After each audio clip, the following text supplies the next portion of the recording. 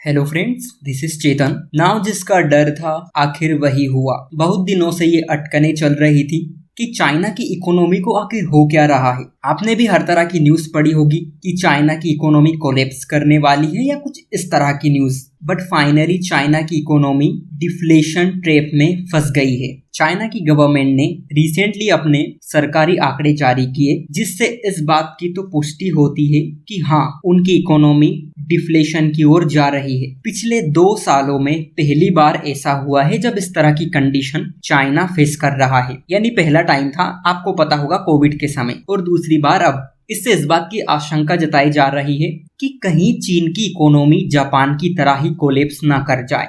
मैं ऐसा क्यों कह रहा हूँ? क्योंकि चीन इस समय जिस तरह से ग्रो कर रहा था, ठीक इसी तरह जापान की इकोनॉमी भी ग्रो कर रही थी और ऐसा माना जा रहा था कि वो अमेरिका को पीछे छोड़ देगा। और इस समय भी यही लगता है कि चीन जिस तरह से ग्रो कर रहा है वो जल्द ही अमेरिका को पीछे छोड़ सकता है। लेकिन हुआ ये कि 1990 में जापान की इकोनॉमी में ठहराव आ गया। क्या यही ठहराव चीन के लिए भी हो सकता है?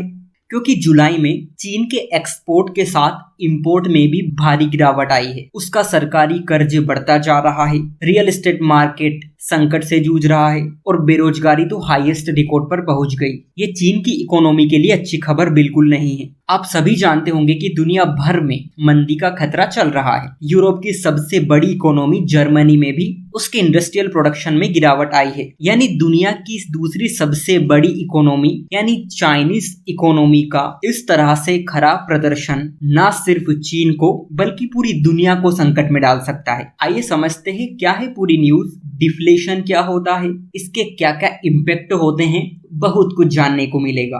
कंज्यूमर प्राइस इंडेक्स जो ये बताता है किसी इकोनॉमी में गुड एंड सर्विसेज की कॉस्ट कितनी है, और चाइना में ये इंडेक्स 0.3% तक गिर गया। वहीं प्रोड्यूसर प्राइस इंडेक्स की बात करें, ये जुलाई में 4.4% तक गिर गया। इस ग्राफ में 2019 से लेकर 2023 तक की कंज्यूमर प्राइस को लेकर कुछ इन्फॉर्मेशन दे रखी है। ये जो रेड लाइन है ना, चीन को रिप्रेजेंट करती है, ब्लू लाइन यूएस को। 2020 में जहां चीन की इकोनॉमी ठीक ठाक अवस्था में थी, इकोनॉमी की कंडीशन सबसे ज्यादा गिर गई। लेकिन सोचने वाली बात यह है कि ये चीन के लिए आखिर बुरी खबर क्यों है। फ्रेंड्स, चीन की इकोनॉमी बहुत सारी प्रॉब्लम को फेस कर रही है। यहाँ ना तो अभी तक कोविड की रिकवरी से निकल पाई है और ना ही ग्लोबल रिसेशन से। जुलाई का आंकड़ा ये कहता है कि कंट्री का एक्सपोर्ट लगभग 15% तक गिर गया और आशंका ये पैदा हो रही है कि चीन की इकोनॉमी ग्रोथ आगे और गिर सकती है। चीन की सबसे बड़ी real estate company Evergrande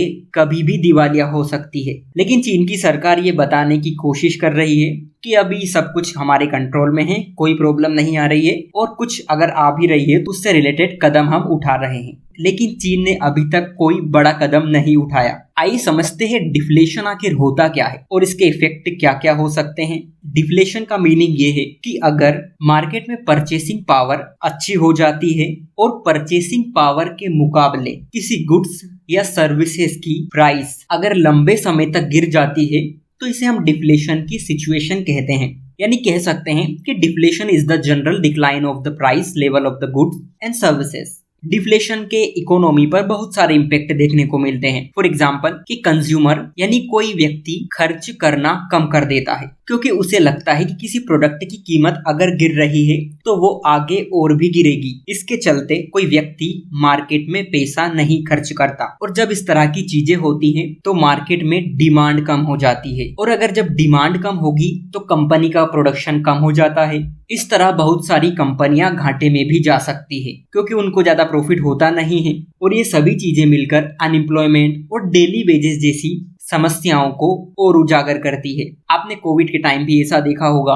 and finally होता यह है कि गवर्नमेंट को कंपनियों से रेवेन्यू कम मिलने लगता है, बट गवर्नमेंट के खर्चे तो उतने ही रहते हैं क्योंकि गवर्नमेंट इंफ्रास्ट्रक्चर या वेलफेयर में पैसा खर्च करती रहती है, और जब रेवेन्यू नहीं मिलता तो गवर्नमेंट कर्ज लेना स्टार्ट कर देती है, और इस तरह वो एक ट्रैप में फंसती जाती है। और होता यह है कि इकोनॉमी की ग्रोथ रुक जाती है, और यही चीन के साथ हो रहा है। लेकिन सबसे मेन सवाल ये है कि आखिर ऐसा हो क्यों रहा है। इसके रीजन ज्यादातर अंतर्राष्ट्रीय लेवल पर है, क्योंकि यूरोप और अमेरिका में मंदी के खतरे के चलते वहां पर महंगाई काफी बढ़ गई। और जब हद से ज्यादा महंगाई बढ़ जाती है तो उसकी डिमांड कम हो जाती है, क्योंकि लोग सेविंग करना ज्यादा पसंद करते हैं, क्योंकि उन्हें अपने भविष्य का जोखिम होता है। इसी के चलते डिमांड कम हो जाती है। आप जानते होंगे कि चीन बड़े लेवल पर एक्सपोर्ट करता है, लेकिन जुलाई में उसका एक्सपोर्ट लगभग 15% तक गिर गया, जो पिछले 3 सालों में सबसे बड़ी गिरावट है। दूसरा रीजन जियोपॉलिटिक्स है। वेस्टर्न वर्ल्ड के साथ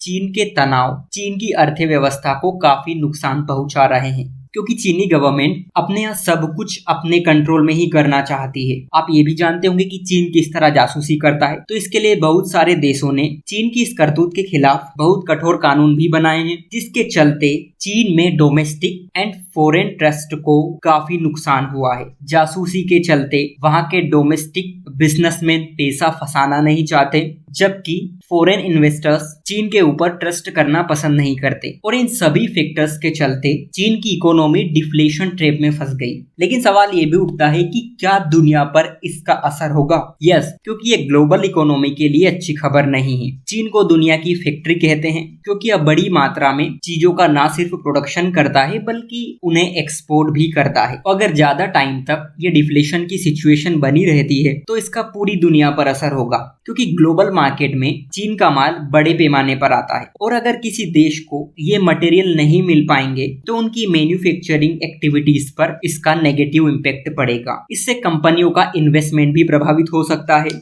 और अगर किसी कंपनी का इन्वेस्टमेंट प्रभावित होता है तो इसका मतलब है कि दूसरी जगह भी मार्केट अनस्टेबल हो सकता है। अब देखना ये होगा कि चीन इस प्रॉब्लम से निपटने के लिए क्या करता है, क्योंकि ये प्रॉब्लम बहुत बड़ी प्रॉब्लम है। अगर चीन इसको नजरअंदाज करता है तो उसकी सिचुएशन जापान जैसी हो जाएगी। वो ग्रो तो करेगा लेकिन बहुत धीमे गति से ग्रो करेगा। Thank you.